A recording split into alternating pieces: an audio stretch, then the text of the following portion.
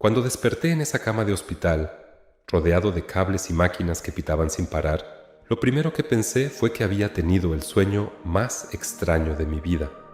Pero entonces vi las caras de los médicos, vi a mi esposa llorando en una esquina con las manos tapándose la boca, y supe que lo que acababa de vivir no era un sueño. Había estado muerto, clínicamente muerto durante casi 4 minutos.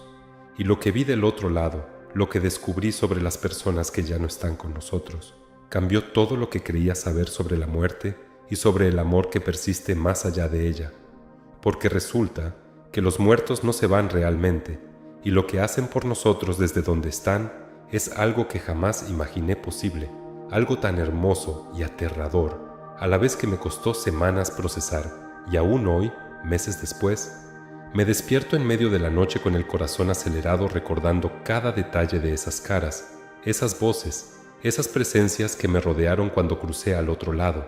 Me llamo Daniel, tengo 36 años y vivo en Monterrey, México. Trabajo como ingeniero civil, una vida bastante rutinaria, si soy honesto, con horarios de oficina, proyectos de construcción y fines de semana tranquilos con mi esposa Carolina y nuestros 2 hijos, Mateo, de 8 años, y Emma, de 5. Nunca fui una persona especialmente religiosa. Iba a misa en Navidad más por tradición familiar que por convicción real, y la idea del más allá me parecía reconfortante pero abstracta, algo en lo que prefería no pensar demasiado. Mi vida giraba en torno a cosas concretas, planos, cálculos, estructuras de acero y concreto que podía tocar y medir. La muerte era algo lejano, algo que les pasaba a otros, a personas mayores o enfermas, no a alguien como yo que hacía ejercicio 3 veces por semana y apenas había pisado un hospital más allá de los nacimientos de mis hijos. Todo comenzó un martes por la tarde, un día completamente normal, donde nada presagiaba lo que estaba por venir. Estaba en una junta de trabajo revisando los planos de un edificio de departamentos cuando sentí una punzada en el pecho, algo que al principio confundí con acidez porque había almorzado tacos de barbacoa bastante grasosos. Pero la punzada se convirtió en presión, y la presión en un dolor que me quitó el aire de los pulmones. Recuerdo haber mirado a mi compañero Javier y haber intentado decirle algo, pero las palabras no salieron, y lo siguiente que supe fue que estaba en el suelo, con el techo de la oficina dando vueltas sobre mí y voces gritando que llamaran a una ambulancia. El dolor en mi pecho era tan intenso que pensé que me estaban apretando con una prensa hidráulica. Y entonces, de repente, el dolor desapareció por completo. Todo desapareció. Lo que vino después fue una oscuridad tan absoluta que ni siquiera podía ver mi propio cuerpo. Pero extrañamente no sentía miedo. Era como flotar en un vacío tibio y silencioso, y por un momento pensé que tal vez así era simplemente dejar de existir, apagarse como una luz. Pero entonces apareció algo en la distancia, un punto de luminosidad suave que empezó a crecer, y sentí que me movía hacia él sin caminar, sin esfuerzo, como si una corriente invisible me arrastrara. La luz se hizo más brillante, pero no lastimaba los ojos, y cuando llegué a ella, o más bien cuando ella me envolvió, todo cambió de una manera que todavía me cuesta poner en palabras porque no era solo ver o sentir, era saber, era comprender cosas sin que nadie te las explicara. Y fue ahí, en ese espacio que no era realmente un lugar sino algo más, donde los vi por primera vez, figuras humanas hechas de esa misma luz suave, siluetas que se movían con propósito y que parecían estar ocupadas en algo, concentradas en tareas que no alcanzaba a distinguir del todo. Al principio pensé que eran ángeles o algo por el estilo, pero cuando me acerqué más, cuando mis ojos o lo que fuera que estaba usando para percibir se ajustaron a esa nueva realidad, reconocí algunos rostros. Mi abuelo Ernesto, que había muerto cuando yo tenía 15 años, estaba ahí, con esa sonrisa tranquila que siempre tuvo y los ojos llenos de una paz que nunca le vi en vida. Mi tía Sofía, que perdimos por cáncer hace 3 años, me miraba con una expresión de amor tan puro que me hizo sentir como si fuera un niño pequeño otra vez. Y había otros, muchos otros, algunos que reconocí vagamente de fotos familiares antiguas, y otros que eran completos desconocidos, pero que de alguna manera sabía que estaban conectados conmigo, con mi familia, con mi historia. pero lo que realmente me dejó paralizado, lo que hizo que todo mi ser se detuviera en ese instante, fue darme cuenta de qué estaban haciendo exactamente. No estaban simplemente flotando en el cielo tocando arpas o descansando en paz como siempre imaginé. Estaban trabajando, intensamente enfocados en algo que al principio no comprendí hasta que mi abuelo se acercó a mí y, sin mover los labios, sin emitir sonido alguno, me habló directamente a la mente con palabras que sentí resonar en cada fibra de mi existencia. Estamos cuidando de ustedes, Daniel. Nunca dejamos de hacerlo. Esto es lo que hacemos ahora. Esto es nuestro propósito. Y en ese momento, como si sus palabras hubieran desbloqueado algo en mi percepción, pude verlo todo con una claridad asombrosa y perturbadora a la vez.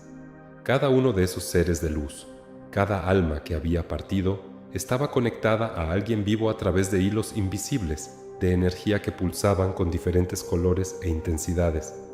Vi cómo mi abuelo tenía conexiones que llegaban hasta mis hijos, hasta Carolina, hasta mi madre que seguía viva y probablemente, en ese mismo momento, estaba camino al hospital sin saber si yo sobreviviría. Vi cómo mi tía Sofía estaba literalmente inclinada sobre una figura que reconocí como su hija, mi prima Andrea, susurrándole algo al oído mientras Andrea lloraba en su casa, completamente ajena a esa presencia amorosa que la rodeaba.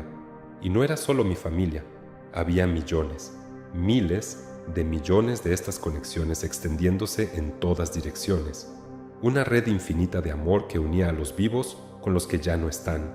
Y todos ellos, absolutamente todos, estaban haciendo algo por las personas que dejaron atrás. ¿Pueden vernos?, pregunté, aunque mi boca no se movió y mi voz no produjo sonido. ¿Saben que están ahí? Mi abuelo negó con la cabeza, y su expresión se volvió melancólica por un instante. La mayoría no puede vernos directamente, pero nos sienten. A veces como una corazonada, a veces como un sueño, a veces solo como una sensación de que no están solos. Nosotros susurramos, pero el mundo de los vivos es muy ruidoso, Daniel. Por eso trabajan en lugares silenciosos cuando duermen. Por eso los momentos de calma son tan importantes. Me mostró entonces algo que me hizo querer llorar, aunque en ese estado no estoy seguro de que tuviera lágrimas.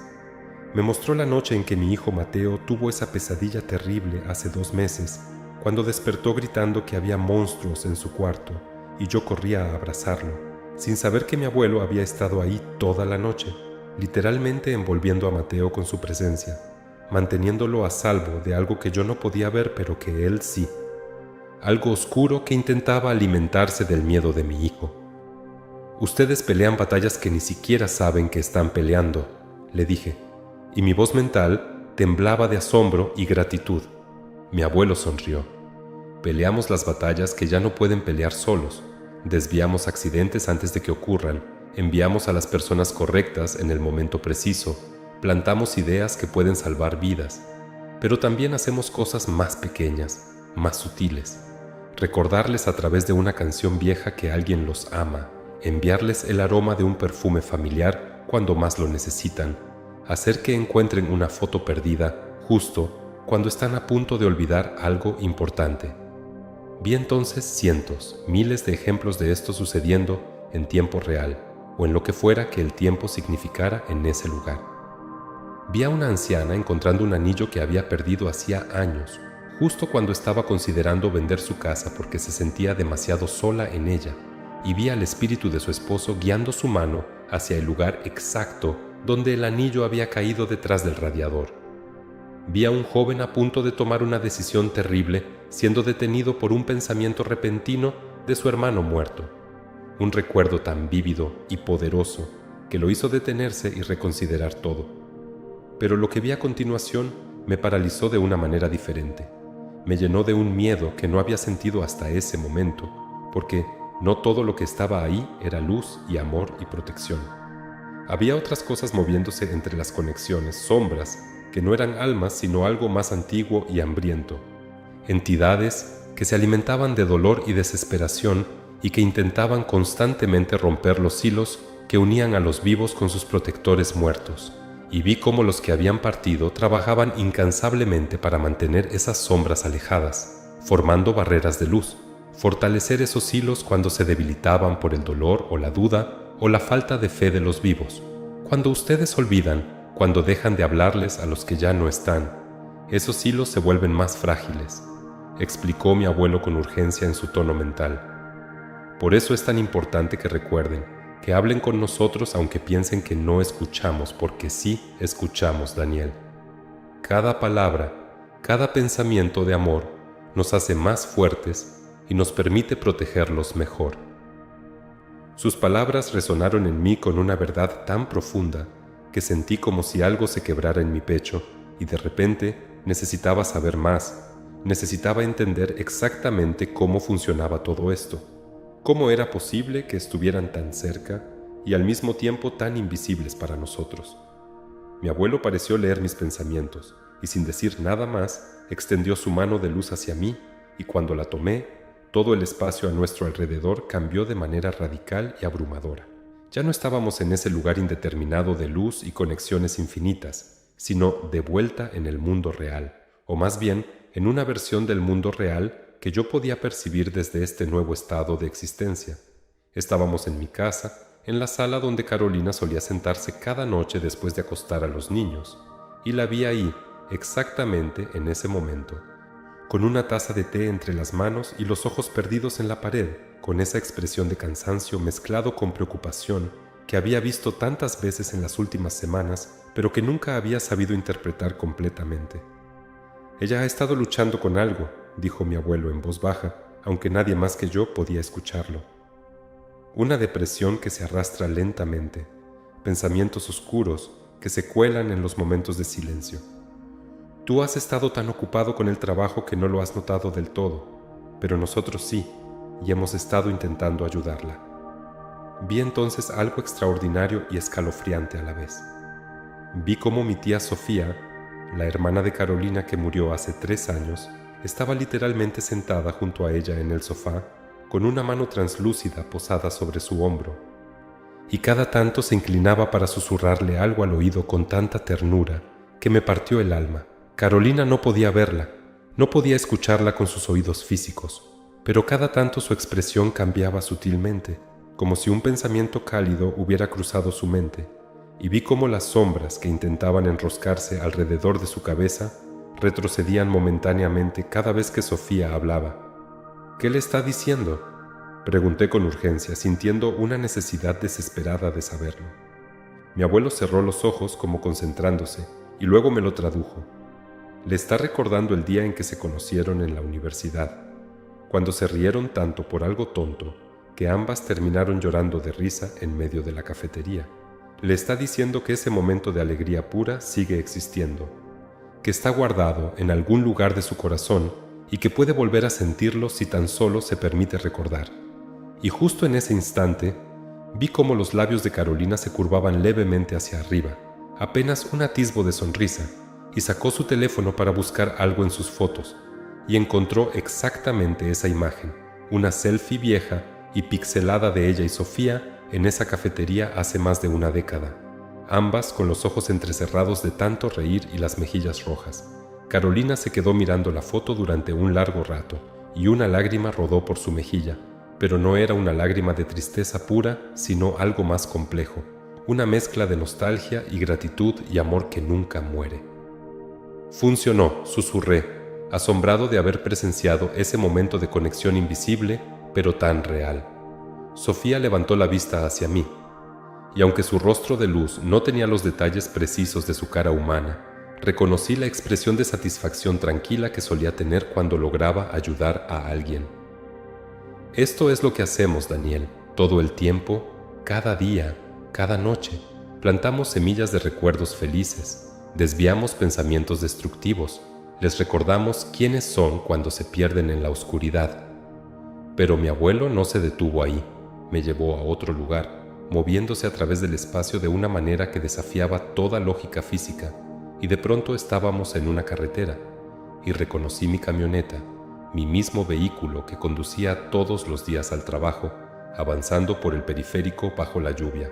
Me vi a mí mismo al volante, concentrado en el tráfico, con la radio puesta en una estación de noticias que apenas escuchaba, mientras pensaba en los 1000 pendientes del día. La fecha en el tablero digital marcaba 3 semanas atrás y recordé perfectamente ese día porque había sido particularmente estresante en la oficina. «Mira con atención», me instruyó mi abuelo, señalando hacia algo que yo no había visto entonces. Un tráiler enorme se acercaba desde el carril de al lado, conducido por alguien que estaba claramente exhausto, con los ojos parpadeando pesadamente, mientras intentaba mantenerse despierto, y vi cómo sus manos empezaban a resbalar del volante, cómo el tráiler comenzaba a derraparse lentamente hacia mi carril, hacia mí, hacia un choque que habría sido catastrófico y probablemente mortal, y entonces vi algo que me dejó sin aliento, aunque técnicamente no estaba respirando en ese estado. Vi a mi abuelo, exactamente como estaba ahora, materializándose junto al conductor del tráiler, y vi cómo colocaba sus manos de luz sobre las manos físicas del conductor, guiándolas, fortaleciéndolas, y al mismo tiempo vi cómo otra presencia, alguien a quien no reconocí pero que sentí, era el padre muerto del conductor, le gritaba mentalmente, le sacudía el hombro con manos invisibles hasta que el hombre se despertó con un sobresalto, justo a tiempo para corregir el volante y evitar el desastre. «Yo te vi frenar de repente ese día», le dije a mi abuelo, recordando que efectivamente había pisado el freno sin razón aparente, simplemente por un impulso inexplicable. «No fuiste tú quien decidió frenar», respondió él con calma. «Fui yo quien puso ese impulso en tu mente, quien hizo que tu pie se moviera una fracción de segundo antes de que tu cerebro consciente procesara el peligro. Si no hubiera hecho eso, habrías seguido adelante y el tráiler te habría golpeado de lleno». La magnitud de lo que estaba viendo, de lo que me estaba revelando, me abrumaba de una manera que ninguna experiencia anterior en mi vida había logrado. «¿Cuántas veces?», pregunté con una mezcla de incredulidad y gratitud. «¿Cuántas veces me has salvado sin que yo lo supiera?». Mi abuelo hizo una pausa y su expresión se volvió pensativa. «He dejado de contar, Daniel, pero han sido docenas solo en los últimos 10 años. Algunas fueron grandes, como esa, y otras fueron pequeñas pero igual de importantes.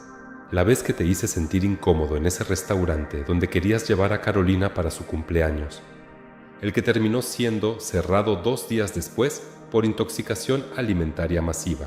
La noche en que te desperté con una sensación extraña y te hice revisar la casa y encontraste que habías dejado la estufa encendida.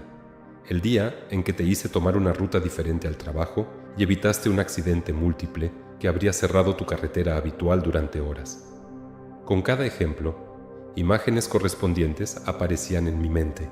Recuerdos que había archivado como simples coincidencias o intuiciones personales, sin darme cuenta de que había una presencia amorosa detrás de cada una.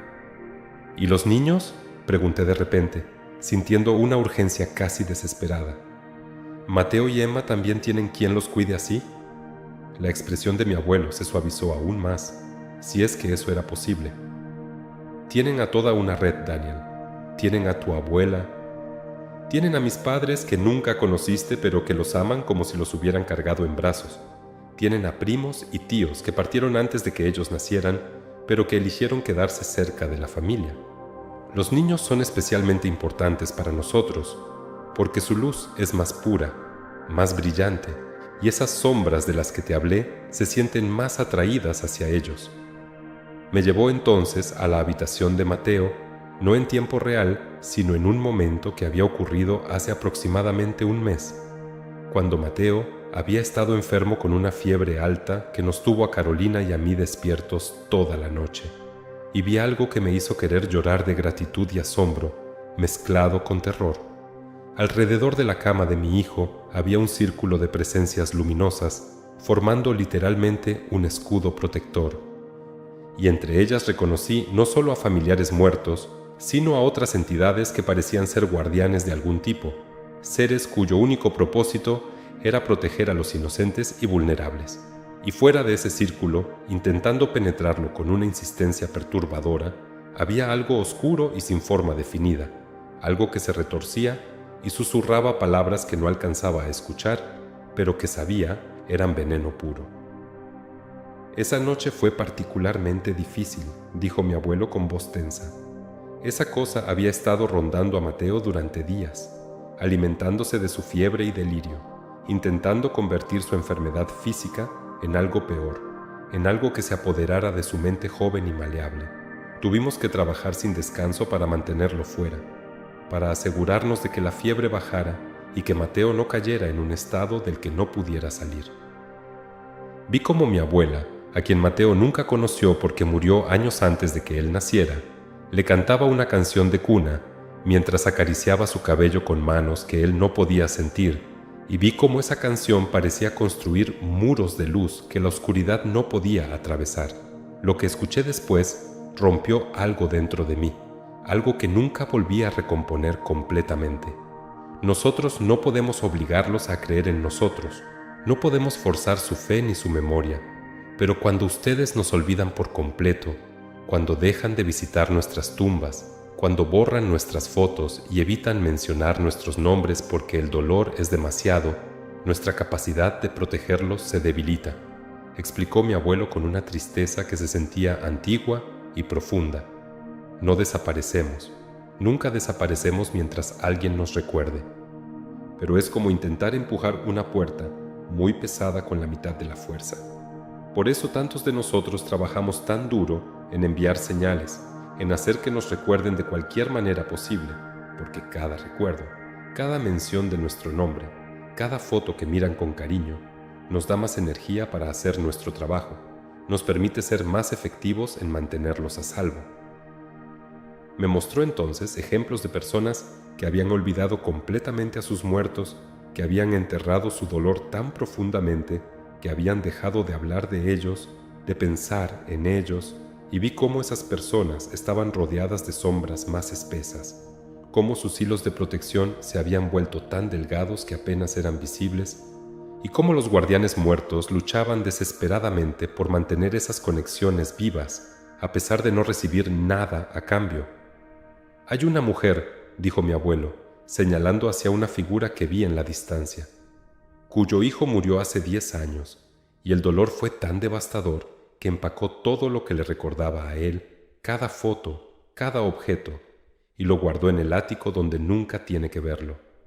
Ella piensa que así sanará, que así dejará de doler, pero lo que realmente está haciendo es cortar el hilo que los une, y su hijo, ese niño que la ama desesperadamente desde este lado, apenas puede mantener la conexión viva. Él la ha salvado 3 veces de accidentes graves usando casi toda su energía porque ella no le da nada para recargar esa energía y cada vez se vuelve más difícil, más agotador.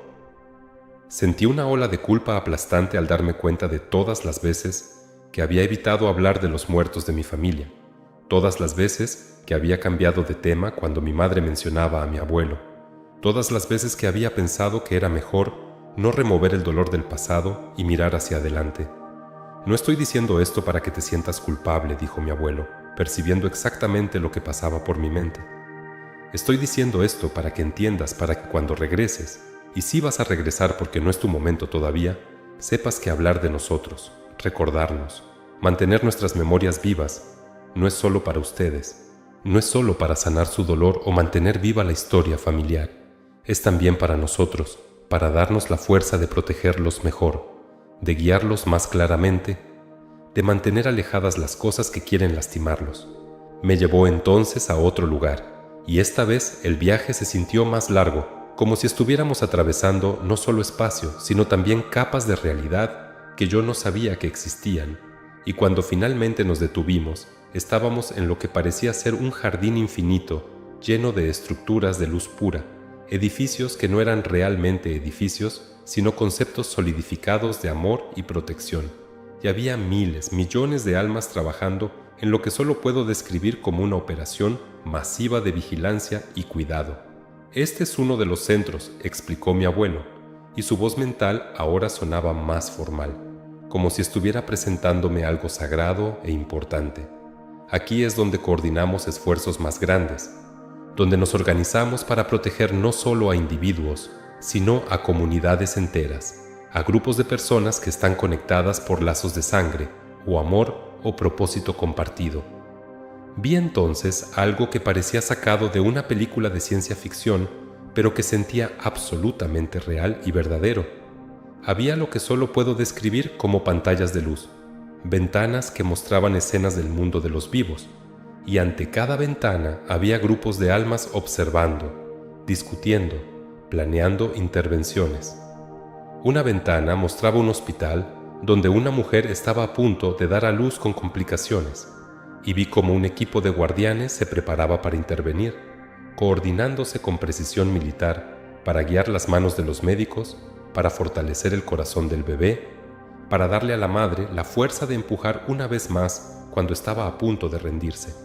Otra ventana mostraba un vecindario donde un incendio estaba a punto de comenzar por un cortocircuito, y vi cómo varios guardianes estaban literalmente empujando a un hombre para que despertara y sintiera la necesidad de revisar su sótano, donde encontraría el problema justo a tiempo. ¿Todo esto sucede constantemente?, pregunté, abrumado por la escala de lo que estaba presenciando.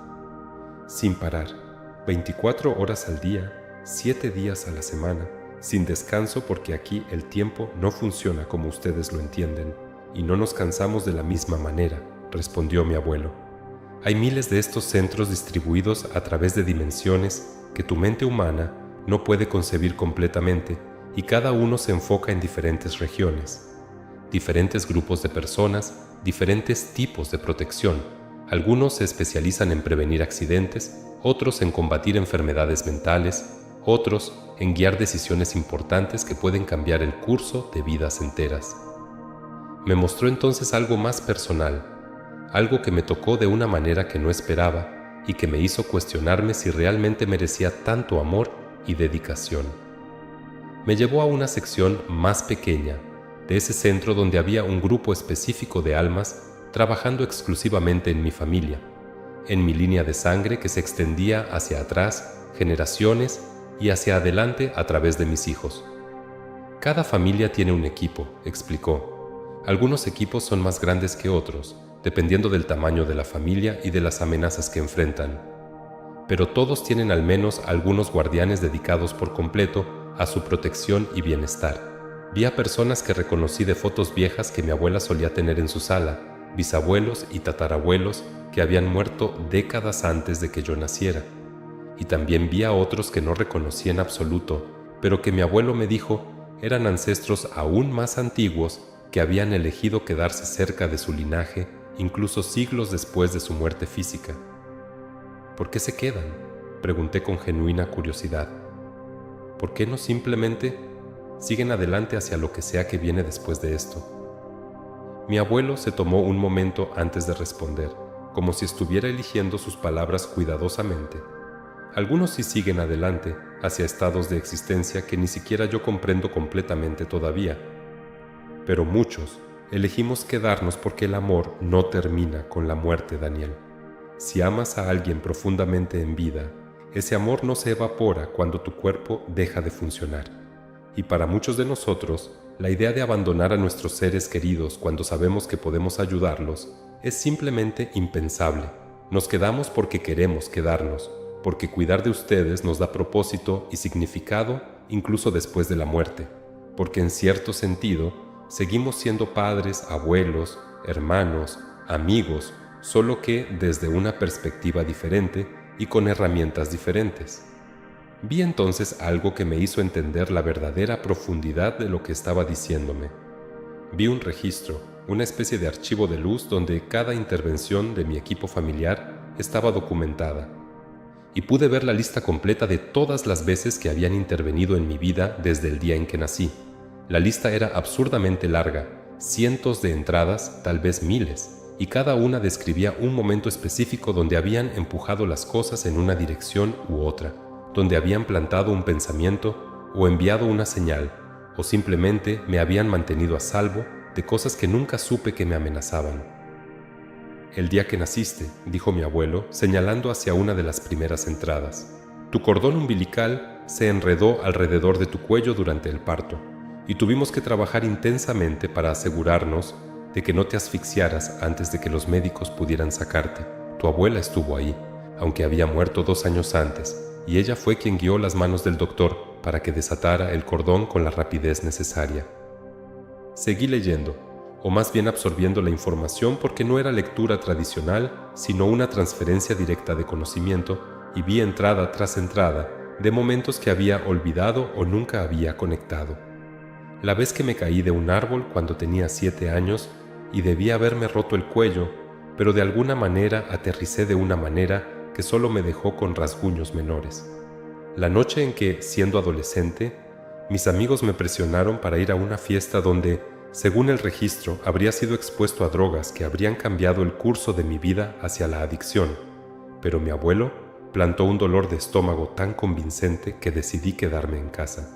El día en que conocí a Carolina, que según el registro no fue casualidad en absoluto, sino una intervención cuidadosamente orquestada, donde 3 miembros diferentes de mi equipo familiar trabajaron juntos para asegurarse de que estuviéramos en el mismo café exactamente al mismo tiempo, porque sabían que ella era la persona correcta para mí, que juntos crearíamos una familia que valía la pena proteger. Ustedes orquestaron mi matrimonio, dije, no con enojo, sino con asombro absoluto. Nosotros facilitamos un encuentro, corrigió mi abuelo suavemente. La elección de amarla, de quedarte con ella, de construir una vida juntos, esa fue completamente tuya. Nosotros solo nos aseguramos de que tuvieran la oportunidad de conocerse porque vimos que sus hilos de destino estaban entrelazados de una manera hermosa, que juntos serían más fuertes que separados. Pero nunca forzamos el libre albedrío, Daniel.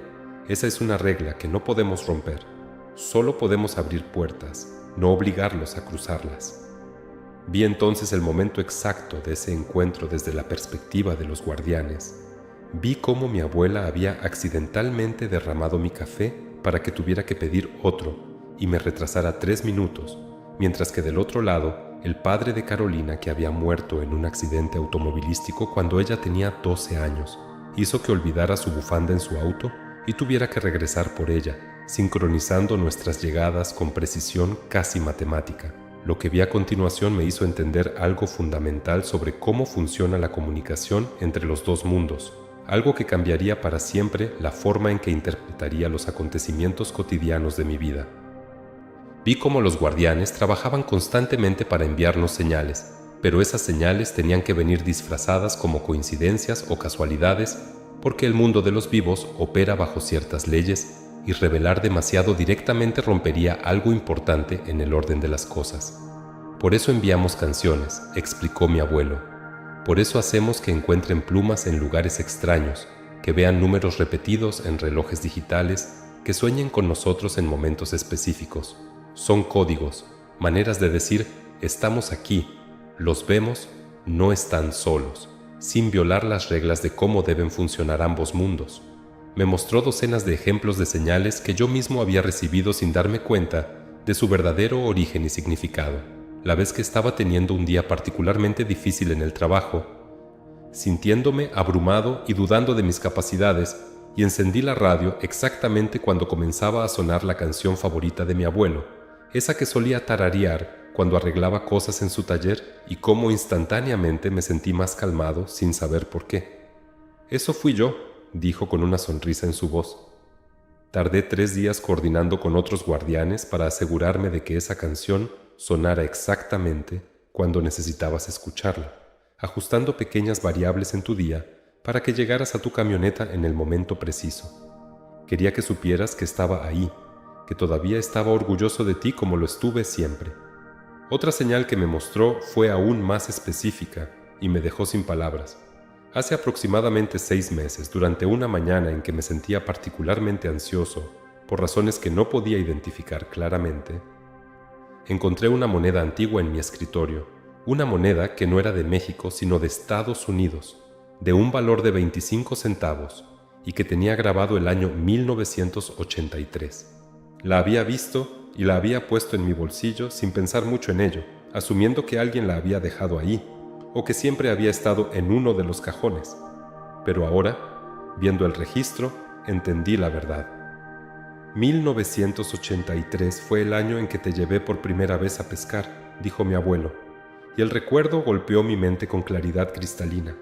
Tenía 5 años, era un domingo de verano, y habíamos pasado todo el día junto al río sin atrapar un solo pez, pero riéndonos de todo y comiendo sándwiches que mi abuela había preparado. Esa moneda no apareció ahí por casualidad. Yo trabajé durante semanas para moverla desde el cajón de un escritorio en una oficina abandonada en Texas hasta tu escritorio en Monterrey, pasándola de mano en mano a través de transacciones y viajes, todo para que la encontraras exactamente cuando más necesitabas recordar que hay momentos de paz y alegría simple, disponibles para ti si tan solo te permites tomarlos. La dedicación, el esfuerzo puro que implicaban estas señales, me abrumaba de una manera que me hacía sentir simultáneamente amado e indigno. ¿Cuánta energía te cuesta hacer algo así?, pregunté, pensando en las semanas de trabajo que había descrito. No se trata de costo, sino de propósito, respondió él. Para nosotros, mover esa moneda a través del mundo, sincronizar todos esos eventos, es nuestro equivalente a llamarte por teléfono. Es como hablamos cuando no pueden escuchar nuestra voz directamente, y cada vez que ustedes reconocen una señal, cada vez que dicen, eso fue mi abuelo, o eso fue mi hermana, aunque lo digan a medias en broma sin creerlo completamente, nos dan la energía de vuelta multiplicada, nos confirman que la comunicación está funcionando y nos motivan a seguir intentándolo. Pero entonces vi el otro lado de esa moneda, literalmente hablando, vi todos los intentos de enviar señales que fallaban, que pasaban desapercibidos o eran malinterpretados o simplemente eran descartados como coincidencias sin significado. Vi cómo mi abuela había trabajado durante meses para que yo tuviera un sueño específico con ella donde me diría algo importante sobre Carolina, algo que yo necesitaba saber sobre una decisión que enfrentaríamos juntos. Pero la noche que finalmente logró entrar en mi sueño, yo había tomado una cerveza de más y mi sueño fue tan profundo y confuso que no recordé nada al despertar. Vi la frustración en su expresión luminosa, no enojo, sino una tristeza suave de oportunidad perdida, y luego vi cómo inmediatamente comenzó a trabajar en un plan alternativo para transmitir el mismo mensaje de otra manera. Nunca nos rendimos, dijo mi abuelo, y había determinación absoluta en esas palabras. Si una señal no funciona, intentamos otra, y otra, y otra más hasta que finalmente rompemos la barrera y ustedes reciben el mensaje, porque cada mensaje es importante, cada advertencia puede salvar una vida, cada recordatorio de amor puede prevenir una decisión terrible. Me mostró entonces algo que me heló hasta lo más profundo de mi ser. Algo que explicaba tanto sobre los momentos oscuros que atraviesan las personas sin razón aparente. Vi cómo esas sombras que había visto antes, esas entidades hambrientas que se alimentaban de dolor, trabajaban activamente para bloquear las señales, para crear estática entre los dos mundos, para convencer a las personas de que los muertos se habían ido para siempre y que cualquier señal era simplemente imaginación o coincidencia sin sentido. Ellas se alimentan del olvido, explicó mi abuelo con una gravedad que nunca le había escuchado, ni siquiera en vida cuando me regañaba por algo serio. Cuando una persona pierde la esperanza, cuando deja de creer que hay algo más allá de la muerte, cuando entierra tan profundamente a sus muertos que ni siquiera sus nombres pueden ser pronunciados sin dolor insoportable, esas sombras ganan territorio, se vuelven más fuertes y su capacidad para influenciar negativamente se multiplica de maneras peligrosas. Me llevó entonces a presenciar algo que me gustaría poder olvidar, pero que sé que nunca podré borrar de mi memoria, incluso ahora que he regresado al mundo de los vivos. Vi a un hombre sentado en el borde de su cama en medio de la noche, con un frasco de pastillas en una mano y una botella de whisky en la otra, y su rostro era la imagen misma de la desesperación absoluta. Alrededor de él, las sombras se habían vuelto tan espesas que apenas podía ver la habitación real debajo de toda esa oscuridad, y esas entidades susurraban constantemente en su oído, palabras venenosas que se filtraban en su mente como: nadie te extrañará, eres una carga para todos, el mundo estará mejor sin ti, el dolor nunca terminará. Pero lo que más me impactó fue ver que también había 3 figuras de luz intentando desesperadamente romper esa barrera de oscuridad, golpeándola literalmente con sus manos translúcidas, gritando el nombre del hombre, aunque él no podía escucharlos. Eran su madre, su hermana y su mejor amigo, todos muertos, todos trabajando frenéticamente para salvarlo. Su nombre es Ricardo, dijo mi abuelo en voz baja. Perdió a su esposa hace 2 años en un accidente automovilístico, y el dolor lo consumió de tal manera que dejó de hablar con nadie sobre ella, empacó todas sus pertenencias, evitó cualquier cosa que le recordara a ella, pensando que así el dolor disminuiría, pero lo que realmente hizo fue cortar el hilo que lo conectaba con ella, y su esposa, que lo ama desesperadamente desde este lado, apenas puede mantener una presencia cerca de él porque él rechaza activamente cualquier recuerdo de ella. Vi como la esposa de Ricardo, una mujer que parecía estar gastando cada gota de su energía en este esfuerzo, lograba finalmente crear una pequeña grieta en la barrera de sombras, y a través de esa grieta plantaba un pensamiento, una imagen de una tarde soleada donde ella y Ricardo habían bailado en su cocina sin música, solo riéndose y girando torpemente mientras los vecinos probablemente pensaban que estaban locos. El efecto fue inmediato y dramático. Ricardo se quedó paralizado con el frasco de pastillas a medio camino hacia su boca, y sus ojos se llenaron de lágrimas mientras ese recuerdo inundaba su mente con una claridad que no había permitido en 2 años. Las sombras retrocedieron momentáneamente, debilitadas por la fuerza de ese amor recordado, y los guardianes aprovecharon esa apertura para empujar más recuerdos, más momentos de alegría, más evidencia de que la vida había tenido significado y podía tenerlo nuevamente. Vi cómo Ricardo soltaba el frasco, cómo su mano temblaba mientras marcaba un número en su teléfono, llamando a su hermano al que no había hablado en meses, y cómo su voz quebraba mientras decía: «Necesito ayuda, no puedo seguir haciendo esto solo». «Ganamos esta batalla», dijo mi abuelo, y había alivio palpable en su tono. «Pero no todas terminan así, Daniel, no todas. Hay veces en que las sombras son demasiado fuertes, en que la persona se ha aislado tanto de sus muertos que simplemente no podemos romper las barreras, y entonces los perdemos, y cuando eso sucede, cuando alguien elige terminar su vida prematuramente, el dolor que sentimos aquí es casi tan intenso como el que ustedes sienten allá». La realidad de esa declaración me golpeó como un martillo. «¿Qué les pasa a las personas que se quitan la vida?», pregunté, temiendo la respuesta pero necesitando saberla. Mi abuelo cerró los ojos por un largo momento antes de responder. «Es complicado, y cada caso es diferente porque las circunstancias importan, las enfermedades mentales importan, el nivel de dolor importan. No son castigados como algunas religiones enseñan, no van a ningún infierno porque ya estaban en uno de su propia creación, pero sí enfrentan un proceso de sanación que es largo y difícil, donde tienen que reconciliarse con la decisión que tomaron y con el dolor que causaron a los que dejaron atrás. Y lo más duro es que, una vez que cruzan, ven con completa claridad todas las cosas que no pudieron ver en vida, todas las personas que los amaban y hubieran ayudado si solo hubieran sabido, todas las oportunidades de sanación que rechazaron o no pudieron reconocer, y ese conocimiento es su propio tipo de tormento. Me mostró entonces brevemente a alguien en ese proceso de sanación, un joven que había terminado su vida años atrás y que ahora observaba a su familia desde la distancia, viendo cómo su muerte había creado ondas de dolor que seguían expandiéndose, afectando a hermanos menores que desarrollaron problemas de ansiedad, a padres cuyo matrimonio se había desmoronado bajo el peso de la culpa y el dolor, a amigos que cargaban con la pregunta eterna de si podrían haber hecho algo diferente.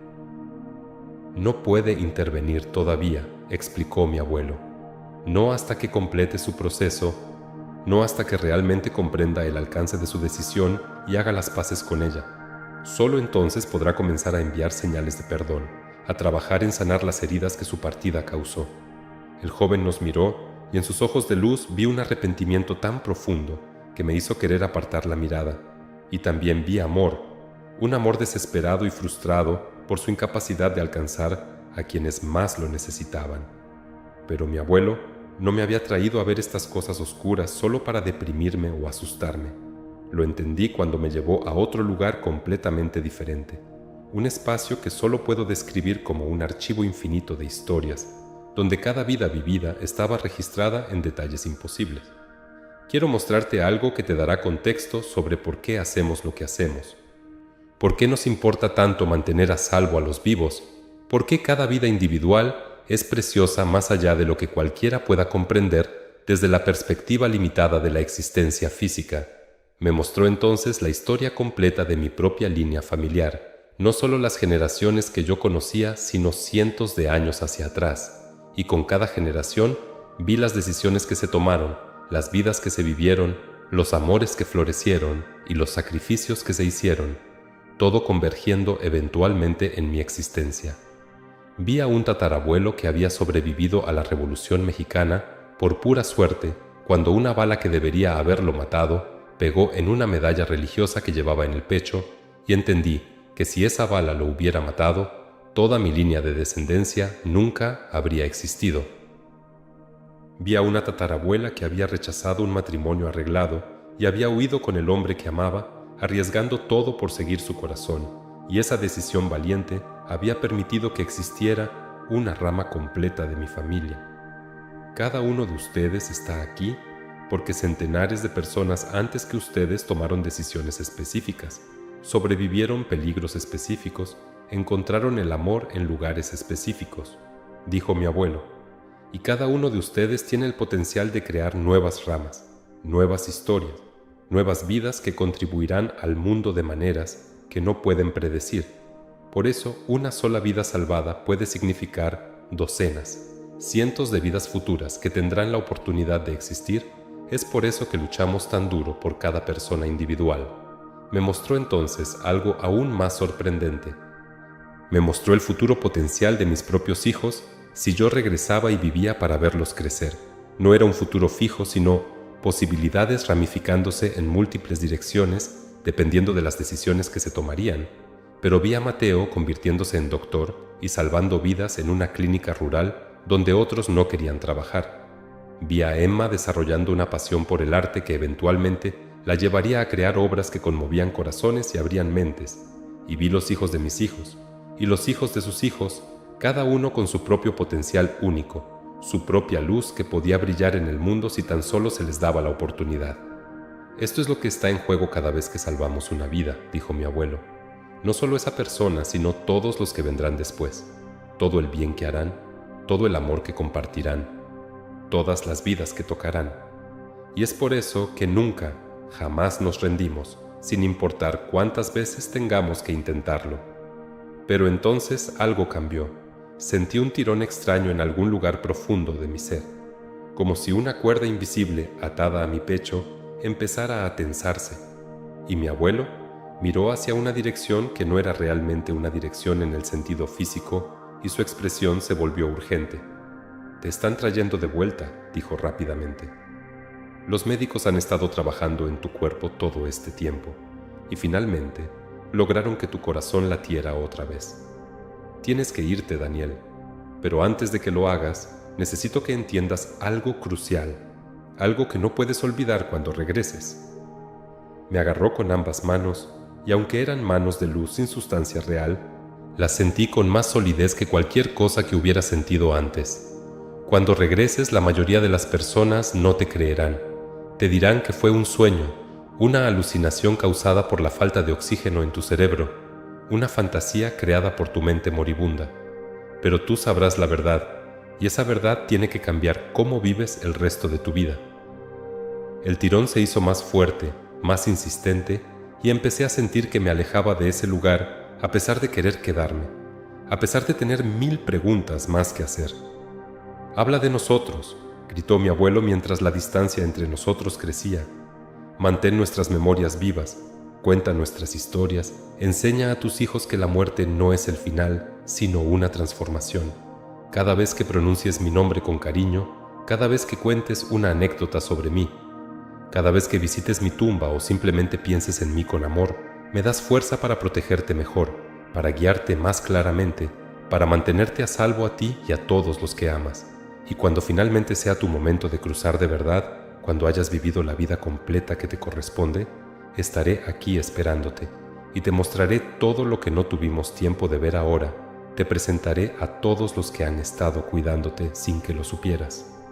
La última imagen que vi antes de que todo se desvaneciera fue la de todos ellos, docenas de figuras de luz que componían mi equipo familiar, agitando las manos en despedida y sonriendo con una alegría que era pura y completa.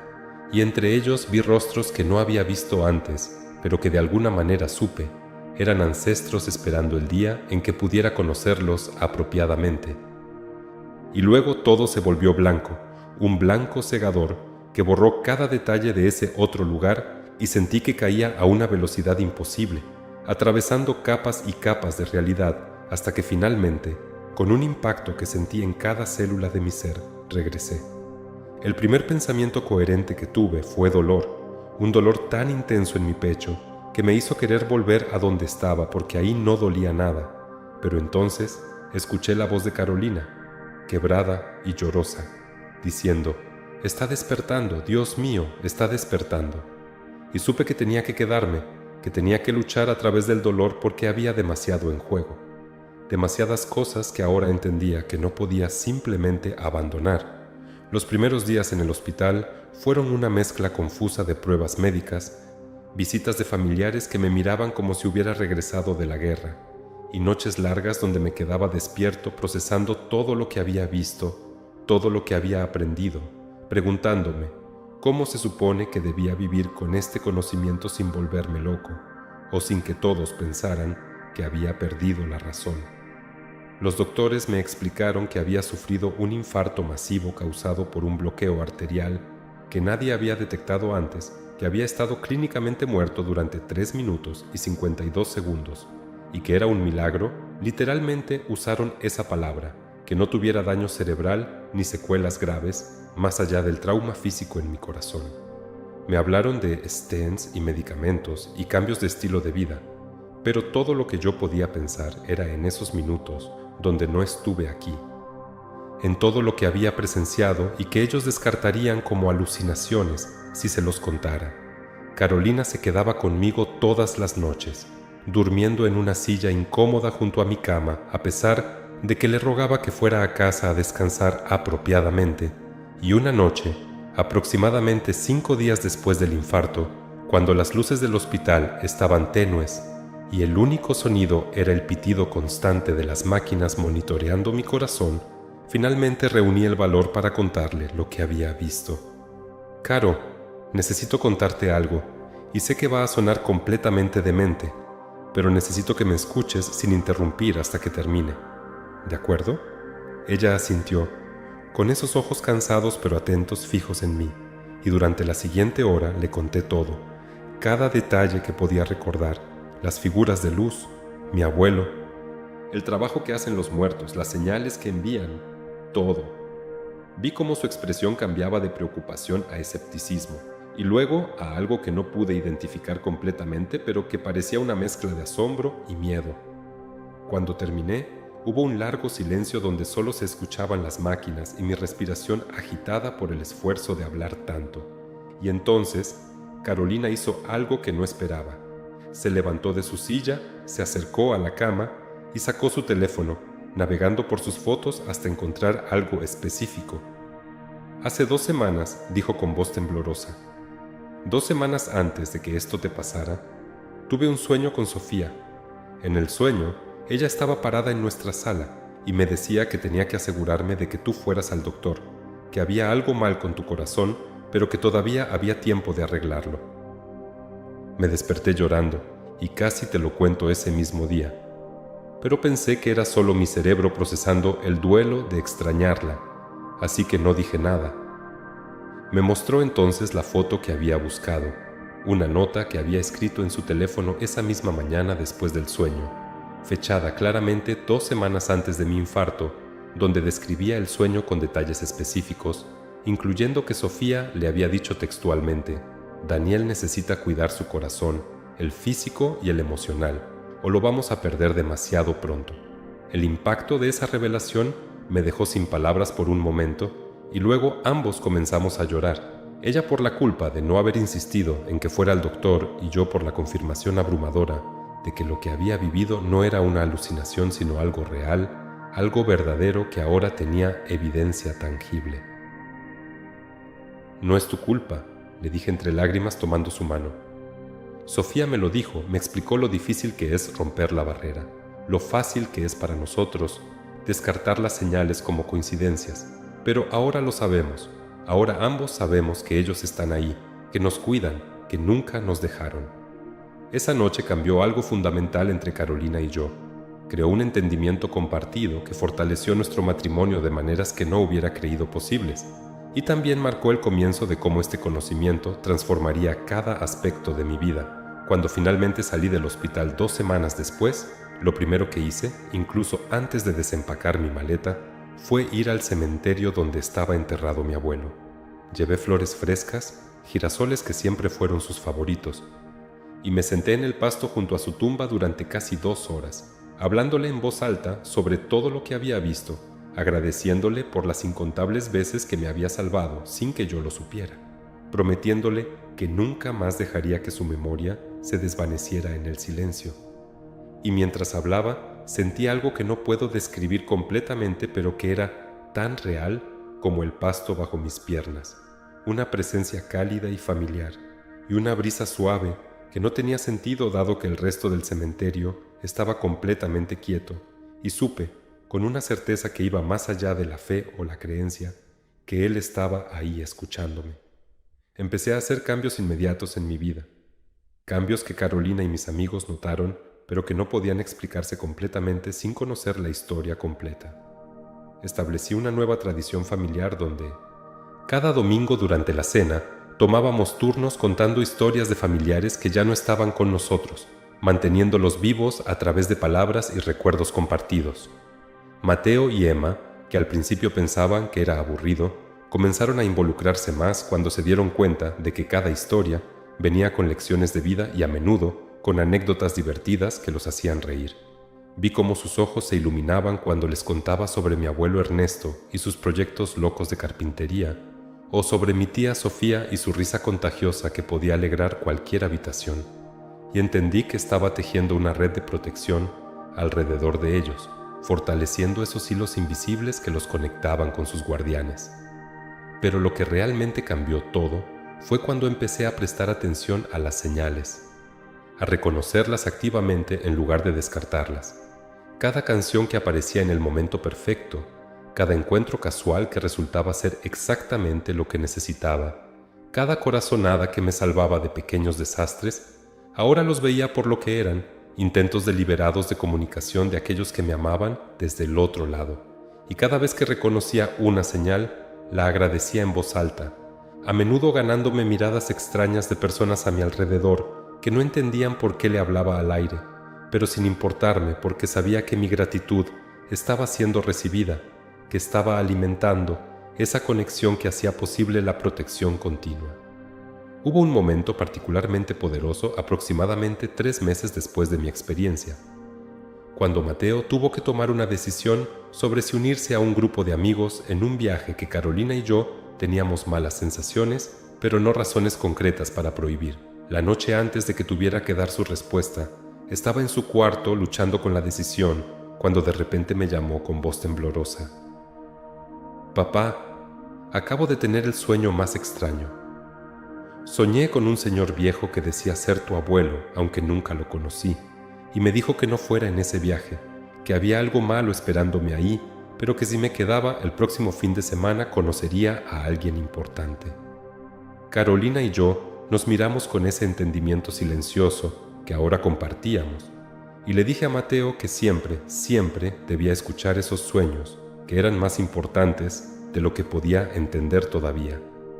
Mateo decidió no ir al viaje, y 3 días después nos enteramos de que el grupo había tenido un accidente automovilístico en carretera, no fatal, pero con varios heridos graves, y el siguiente fin de semana, exactamente como la advertencia había prometido, Mateo conoció a un niño nuevo en el parque que se convirtió en su mejor amigo y que, años después, sería una influencia increíblemente positiva en su vida.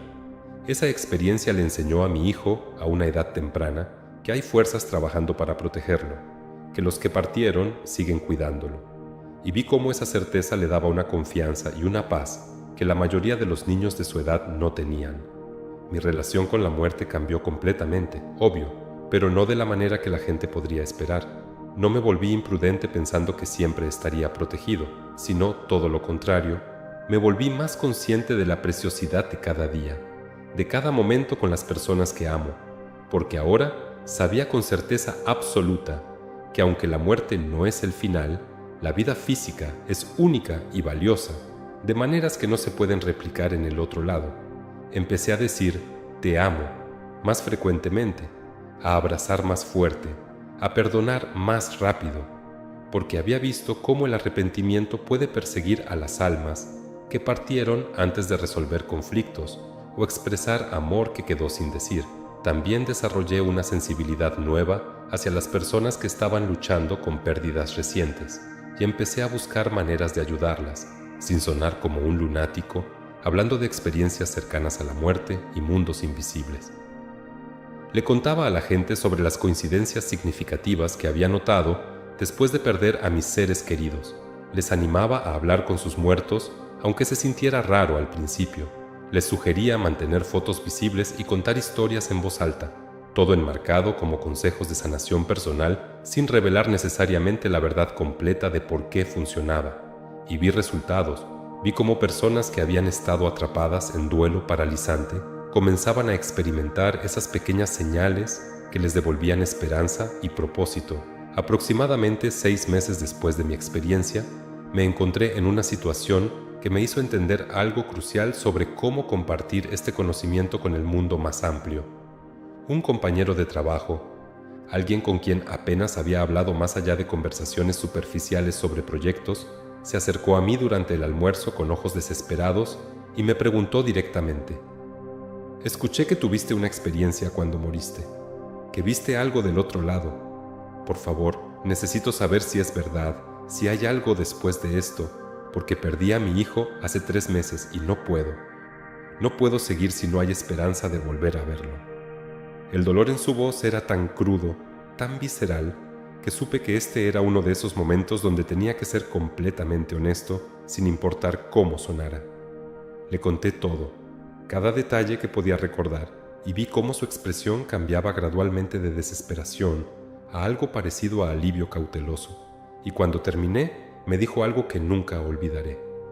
Hace 2 noches, encontré uno de los juguetes favoritos de mi hijo en un lugar donde no debería estar, en el centro exacto de mi escritorio donde sé que no lo había puesto. Y por primera vez desde que murió, sentí que tal vez, solo tal vez, él estaba intentando decirme que sigue aquí de alguna manera. Tu historia me confirma que no estoy perdiendo la razón, que esas pequeñas cosas que he notado son reales. Lo abracé mientras lloraba, y en ese momento supe que parte de mi propósito al haber regresado era precisamente esto: ser un puente de esperanza para otros que estaban luchando en la oscuridad del duelo. Los meses se convirtieron en 1 año, y luego en 2, y cada día he vivido con esta conciencia doble de estar en el mundo físico mientras sé que hay otro mundo entrelazado con él, invisible pero absolutamente real, lleno de amor y propósito y protección constante. He tenido más experiencias, más confirmaciones de que lo que vi era verdad, desde sueños increíblemente vívidos donde familiares muertos me dan información que no tenía manera de saber, hasta coincidencias tan imposibles que desafían cualquier explicación racional, y cada una fortalece mi certeza de que nunca estamos realmente solos, de que el amor es literalmente más fuerte que la muerte. Mi salud física se recuperó completamente con el tiempo. Los doctores dicen que es casi milagroso considerando la severidad del infarto inicial, pero yo sé que no es milagro en el sentido tradicional, sino simplemente evidencia de que mi equipo de guardianes trabajó incansablemente para asegurarse de que regresara completo, de que tuviera la oportunidad de vivir la vida que vine a vivir y de compartir el mensaje que vine a compartir. Y ese mensaje, el que ahora comparto con cualquiera dispuesto a escucharlo, es simple pero profundamente transformador. Los muertos no se van, trabajan por nosotros constantemente, nos protegen y guían y aman con una intensidad que no disminuye sino que se purifica después de la muerte física. Háblales, incluso si se siente extraño al principio, incluso si piensas que estás hablándole al vacío. Cuenta sus historias, mantén sus fotos visibles, pronuncia sus nombres con cariño y gratitud. Presta atención a las señales, a las coincidencias que parecen demasiado perfectas para ser casuales, a los sueños que se sienten diferentes de los sueños normales, a las canciones que aparecen justo cuando las necesitas, a los objetos que encuentras en lugares imposibles. Cada una es un intento de comunicación, cada una es evidencia de que siguen ahí.